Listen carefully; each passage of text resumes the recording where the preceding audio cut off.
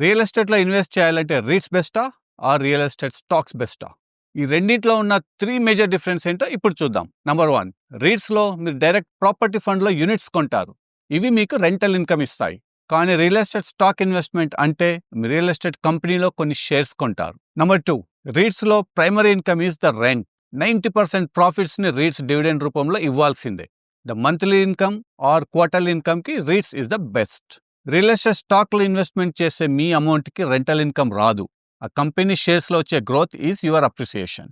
Real estate stocks అంటే ఆ company shares value పెరిగితేనే మీకు ప్రాఫిట్ వస్తుంది.